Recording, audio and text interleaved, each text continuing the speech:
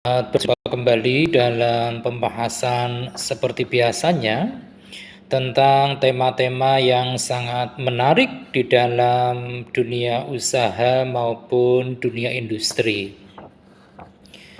Dan pada kesempatan kali ini kita akan membahas tentang korespondensi bisnis, di mana korespondensi bisnis ini merupakan suatu kegiatan surat menyurat antara satu pihak dengan pihak yang lain, baik itu secara perseorangan maupun kelembagaan, yang berkaitan dengan permasalahan ataupun urusan bisnis.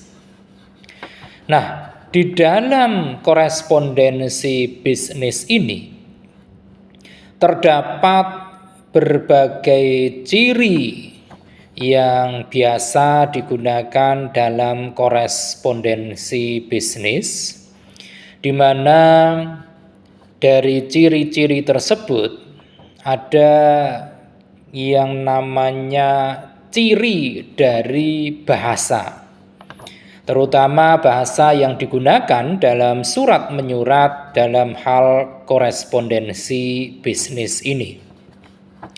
Ciri bahasa yang pertama surat menyurat dalam korespondensi bisnis adalah bahwa bahasa yang digunakan itu jelas, di mana dalam korespondensi bisnis sangat dibutuhkan kecermatan dalam pilihan kata, kemudian juga keutuhan kalimat, serta penggunaan tanda baca.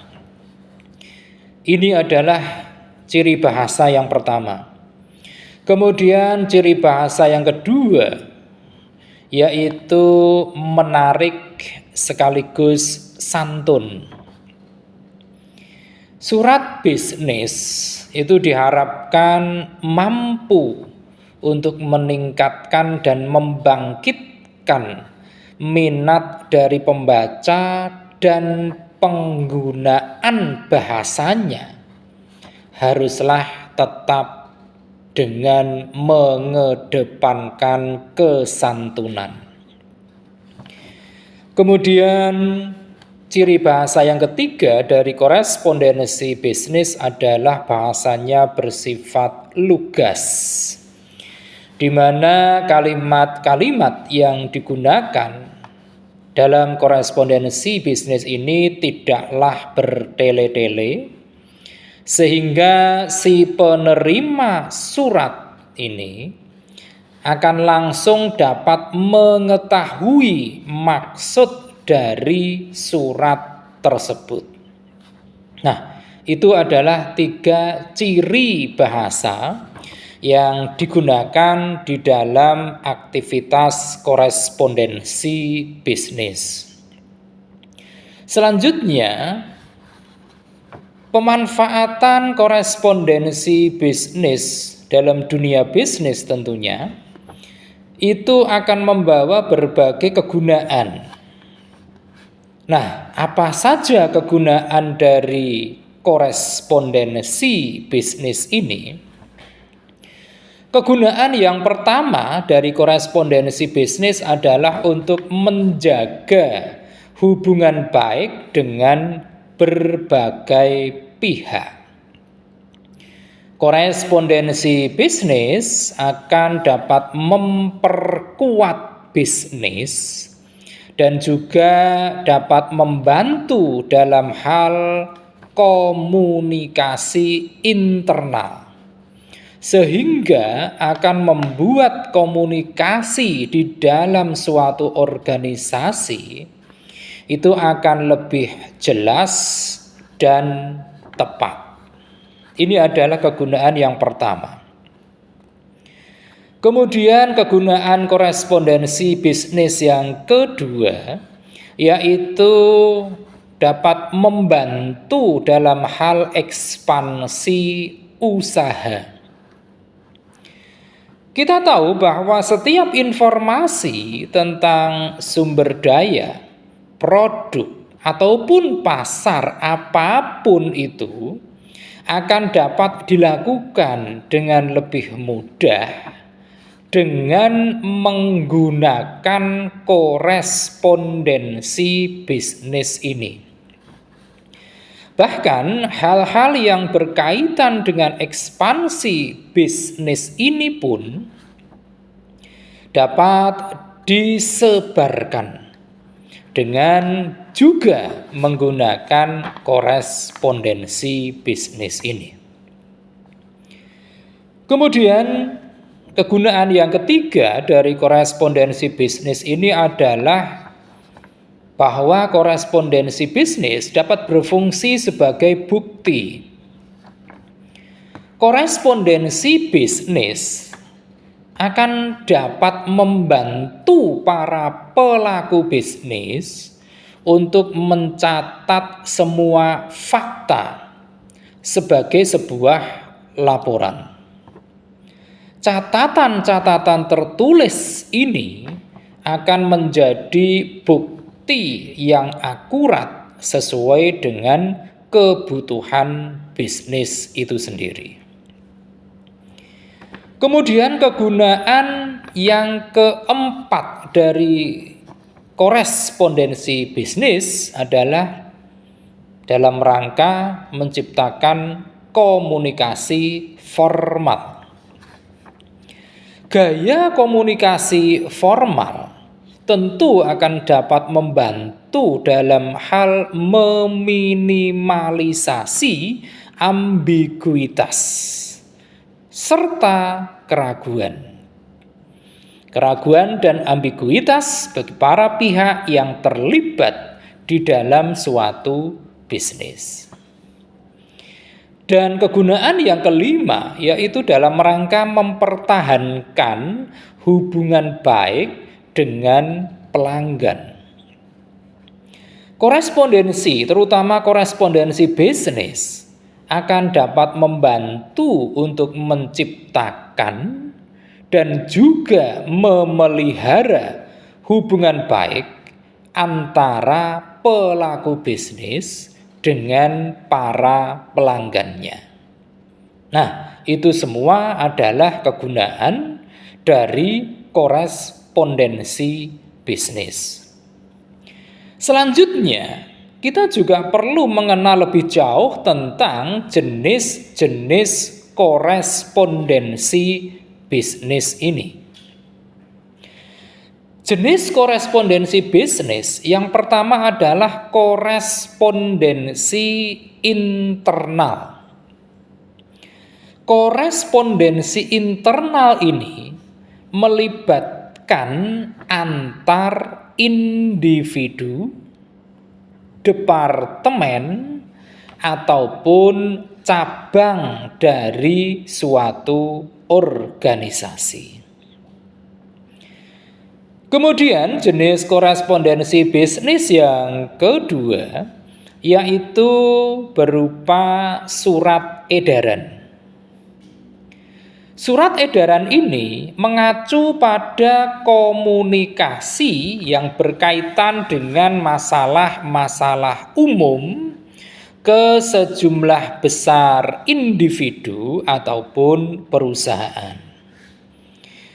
Contoh dari surat edaran ini adalah misalnya kita membuat pemberitahuan tentang tender, juga tentang pengenalan produk baru, bisa juga tentang pembukaan cabang baru, ataupun bisa juga dalam hal pemberitahuan tentang alamat baru. Nah, ini termasuk dalam surat edaran. Kemudian jenis yang ketiga yaitu korespondensi eksternal. Korespondensi eksternal ini terjadi antar dua individu yang bukan dari organisasi yang sama. Misalnya pelanggan, kemudian institusi pemerintahan, bisa juga pemasok, lembaga pendidikan, dunia perbankan, ataupun yang lain. Itu jenis yang ketiga. Kemudian jenis korespondensi bisnis yang keempat, yaitu korespondensi pribadi. Di mana korespondensi pribadi ini berdasarkan pada faktor personal. Seperti misalnya surat permintaan. Kemudian juga tentang pemberian dan penolakan syarat. Bisa juga berupa rekomendasi. Dapat pula berupa surat pengantar. Bisa juga dalam bentuk ucapan selamat dan sebagainya. Nah, ini adalah korespondensi pribadi. Kemudian jenis korespondensi bisnis yang kelima yaitu korespondensi rutin. Di mana korespondensi ini menyangkut tentang tata krama rutin. Seperti misalnya dilakukan untuk menyampaikan pertanyaan. Mungkin dalam hal surat penunjukan. Mungkin dalam hal perintah, bisa juga dalam bentuk undangan, atau bisa pula berbentuk yang namanya balasan, atau ucapan terima kasih, dan sebagainya. Kemudian jenis korespondensi bisnis yang keenam yaitu korespondensi penjualan. Di mana korespondensi penjualan ini sangat terkait dengan aktivitas jual beli. Seperti surat penjualan, kemudian juga bisa berupa laporan rekening, bisa juga berwujud laporan penjualan, bisa pula berupa surat pengiriman, faktur, konfirmasi pesanan, dan lain-lain yang mungkin berhubungan dengan aktivitas jual beli. Nah, itu tadi semuanya adalah jenis-jenis dari korespondensi bisnis. Selanjutnya, kita juga perlu memahami tentang berbagai unsur yang terkandung di dalam korespondensi bisnis ini. Di dalam korespondensi bisnis ada beberapa unsur yang ada di dalamnya. Yang pertama adalah unsur pengirim surat. Unsur pengirim surat ini merupakan unsur yang paling penting dalam pembuatan surat. Dan ini wajib ada di alamat surat.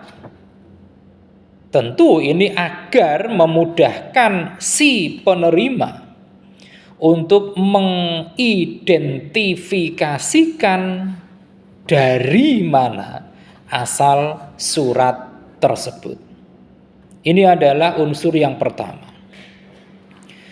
Kemudian unsur yang kedua dari korespondensi bisnis adalah penerima surat. Penerima surat ini pun wajib ada di dalam suatu surat.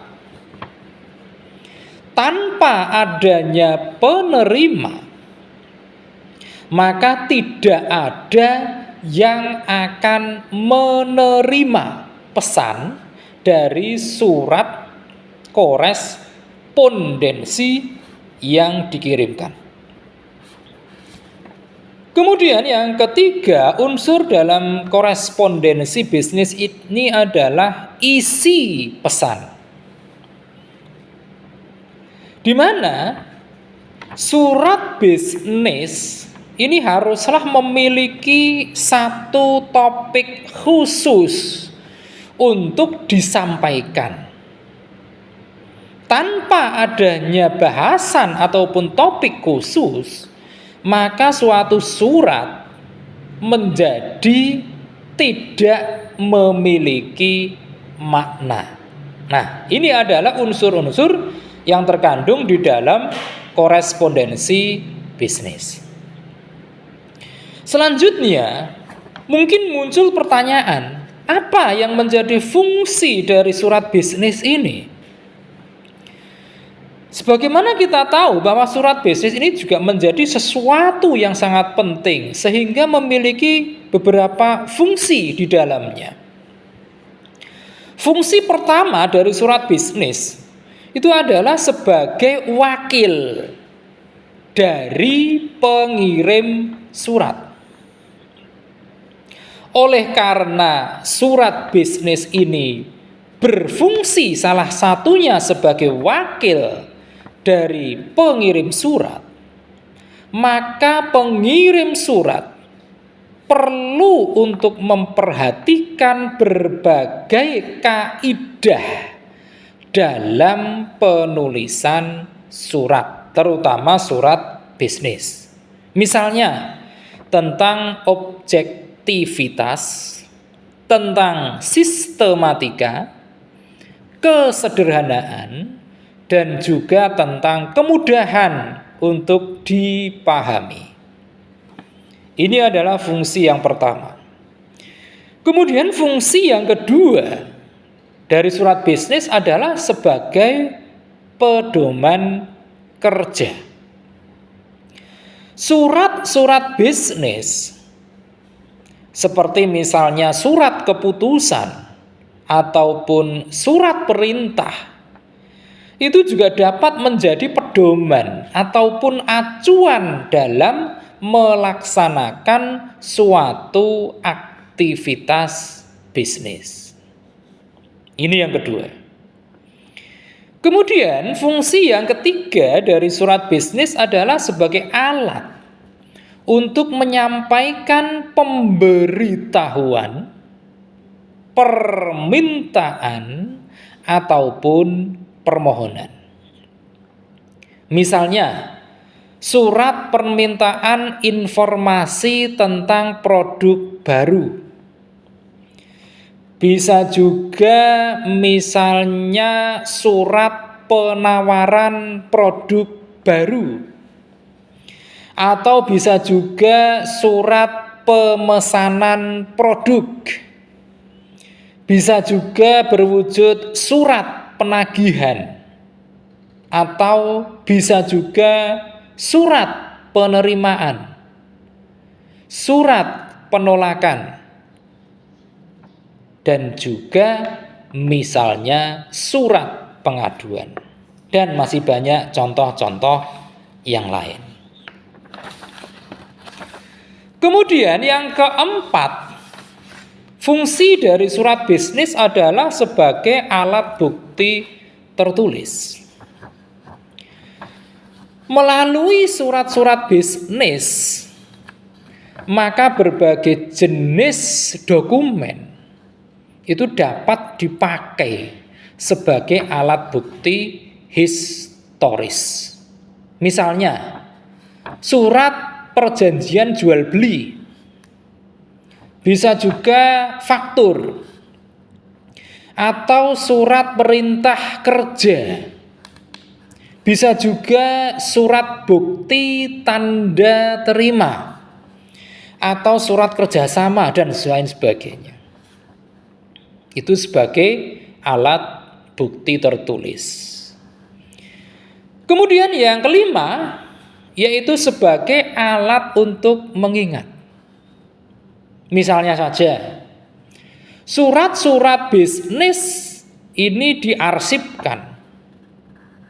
Maka pada saat-saat dibutuhkan, maka surat-surat tersebut dapat dilihat kembali ataupun dicek kembali untuk diingat tentang isi dari surat tersebut.